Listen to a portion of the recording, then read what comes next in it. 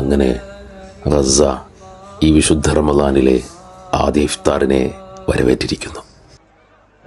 അവരുടെ തീന്മേശകളിൽ വിഭവങ്ങളെ കുന്നുകൂട്ടി വെച്ചിട്ടില്ല. അല്ലെങ്കിലും അവർ ആത്മാവിൻ്റെ ഉദരങ്ങളെയാണല്ലോ നിറയ്ക്കുന്നത്. അതിനവർക്കൊരു കാരക്കാച്ചീട് തന്നെ ധാരാളമായിരിക്കും. പ്രയാസങ്ങളുടെ തീമലകൾ താണ്ടുന്ന ഈ ജനത പിന്നെയും എങ്ങനെയാണ് അള്ളാഹുവിനെ ഇത്രമേൽ ആഴത്തിൽ പ്രണയിക്കുന്നുണ്ടാവുക? ശുക്രിൻ്റെ അനന്തമായ അക്ഷരങ്ങൾ കൊണ്ട് ഖൽബിനെ നിറയ്ക്കുന്നുണ്ടാവുക. അവരുടെ ഇഫ്താറിൻ്റെ സുപ്രക്കരികിൽ മാലാഖമാർ പോലും അതിഥികളായി ഉണ്ടായിരിക്കും. ജീവിതം കൊണ്ടും മരണം കൊണ്ടും ലോകത്തെ അത്ഭുതപ്പെടുത്തുന്ന ഈ ജനതയെ വിശുദ്ധ റമദാനിലെ നമ്മുടെ പ്രാർത്ഥനകളിൽ മറക്കാതിരിക്കുക.